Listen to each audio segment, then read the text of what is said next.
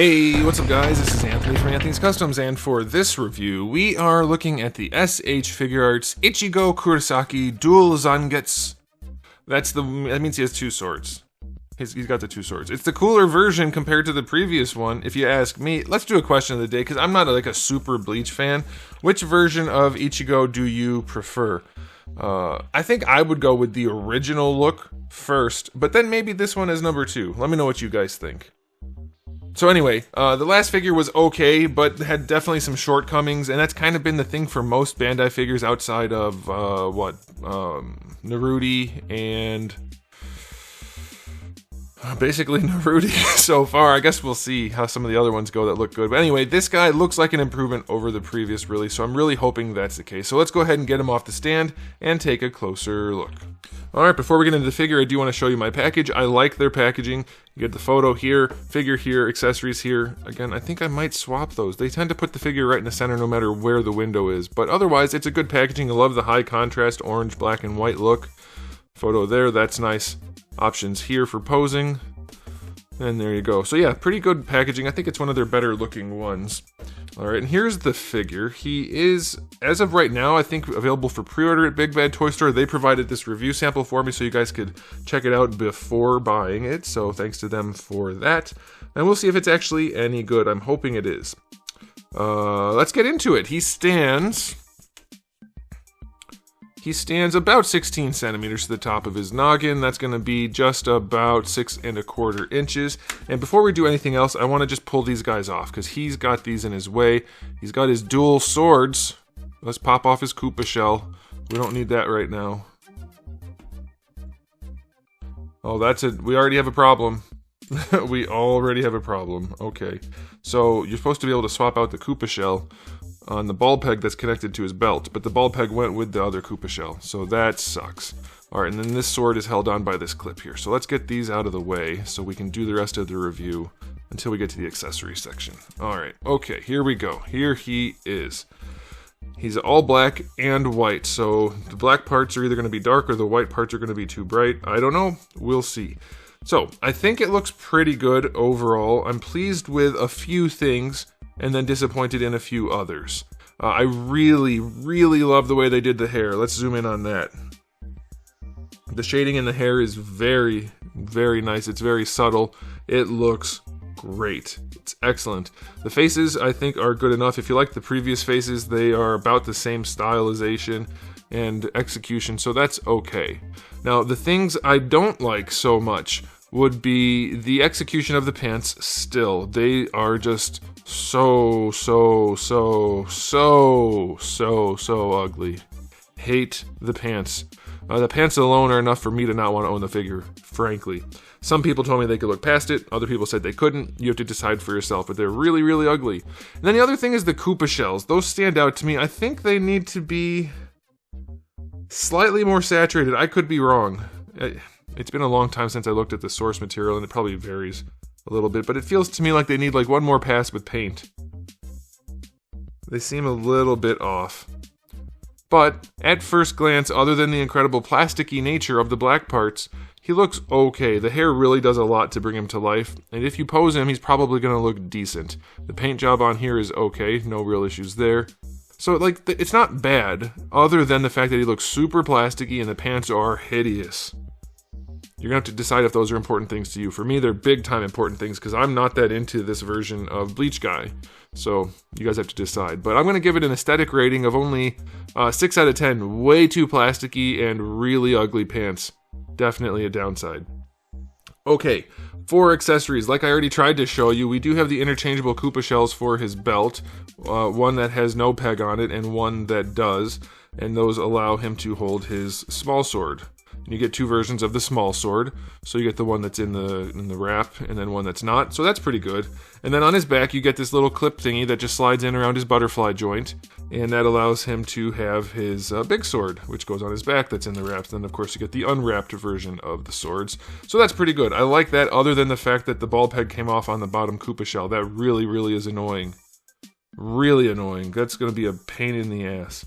So there's that. And then you do get two swoosh effects. You get one kind of basic swoosh effect. It's kind of small and the acrylic stand holds it just fine. Then you get the big cross swoosh effect, which can be held on that little acrylic. Or you can add this other bottom piece to help it go in a different direction and then can be attached to the acrylic. So pretty good. I love that we got two different effect parts. We almost never get any, so that's very nice. And then for faces, you get a total of 5 faces. They're all very well executed, no problem there, good variety, and a good spread of hands.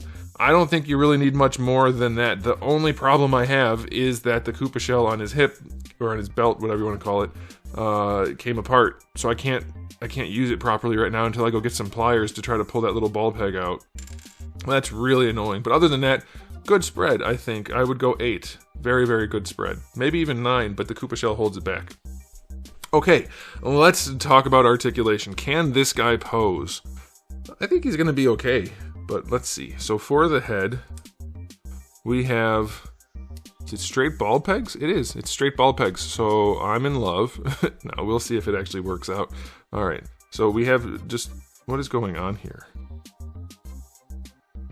All right, so we have just straight ball pegs for the head and neck. So his head just moves around freely, no problem. I love that. For the shoulder pad, you know what it is? I'm closer to the camera than normal. That's why I keep losing focus. The shoulder pads move around independently of the shoulders. And the shoulders are on a very complex butterfly joint / hinge to make the shoulder pads work. And it's not the best, but it's pretty good. That butterfly joint does move around nicely. I don't know that it really clears that much for up here, because as soon as you use the butterfly joint, you're not really getting the arm across the chest. So it definitely could be better, but it has good range otherwise. And then you get the shoulder hinge. And so it works. It's not the best thing I've ever seen. You still have issues with bringing the arms across the chest, but otherwise it works. All right, and then the shoulder pad can move on its own. Bicep swivel is fine. Single jointed elbow to 90 degrees blows. At this point, that's really not acceptable, Bandai. You've done better. You can do better. No rotation in that either. For the wrists, you get a ball peg down here, so that helps with some extra range in the forearm, but not a whole lot. Ball hinge wrists are okay. This shoulder pad functions the same way as that one. You can see it a little bit better, probably.